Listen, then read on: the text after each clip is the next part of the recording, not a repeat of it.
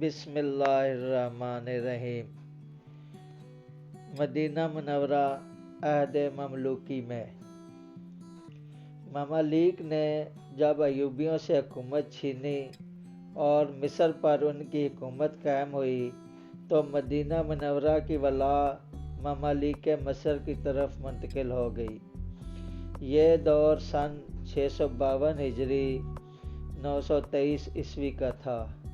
اس عرصہ میں یہاں کے حالات میں بھی اتار چڑھاؤ رہا۔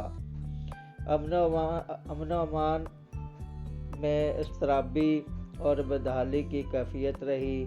زندگی کی چکی دو متضاد حالتوں سے گزرتی رہی۔ وجہ اس کی یہ رہی کہ مدینہ منورہ پر حکمرانی ایک ہی خاندان کے مختلف افراد کے درمیان گردش کرتی رہی۔ یا تو حسینی اشراف کا تسلط رہتا یا پھر ان کے امزاد مکہ کے حکمران ہاشمی خاندان کا قبضہ رہا۔ مدینہ منورہ کی مشرقی سمت میں ماہ رجب 654 ہجری 1226 عیسوی میں ایک اہم واقعہ آتش فشاں پھٹنے کا ہے۔ یہ پہاڑوں کی ایسی آگ تھی جس کے لاوے نہر کی مانند مدینہ منورہ کی آبادی کی سمت بہہ نکلے۔ پھر اللہ تعالیٰ کی قدرت کا کرشمہ کہ ان کا رخ شمال کی جانب مڑ گیا اور مدینہ شہر اس خطرناک آگ کے نقصانات سے محفوظ ہو گیا۔ ابھی اہل مدینہ کو آتش فشاں کے لاوا پھٹنے کی شدید ترین واقعہ سے راحت نہ ملی تھی کہ مسجد نبوی شریف میں 2 مرتبہ آگ لگنے کے واقعات پیش آ گئے۔ پہلی مرتبہ ماہ رمضان سن 654 ہجری 1226 کی پہلی رات تھی۔ مسجد کے ایک خادم کی لاپرواہی سے مسجد نبوی میں آگ لگی، جس سے مسجد کی عمارت کو خاصا نقصان پہنچا۔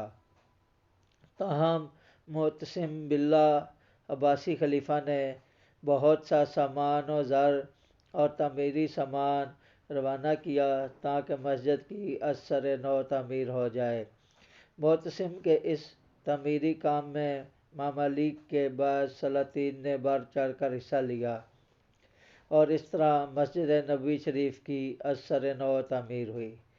اس دور میں مدینہ منورہ میں علمی تحریک میں خوب اضافہ ہوا، چنانچہ مدارس کی کثرت ہوئی۔ مسجد نبوی شریف میں علم کے حلقے قائم ہوئے۔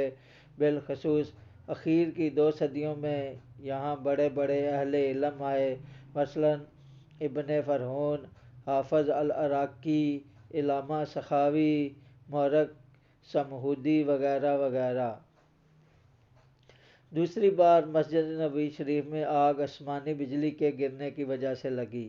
یہ سن 886 ہجری 1481 کا واقعہ ہے، جب آسمانی بجلی کا ٹکڑا 13 رمضان میں مسجد کے بڑے مینار پر آ کر گرا، جس سے مسجد کی چھت جل کر خاک ہو گئی۔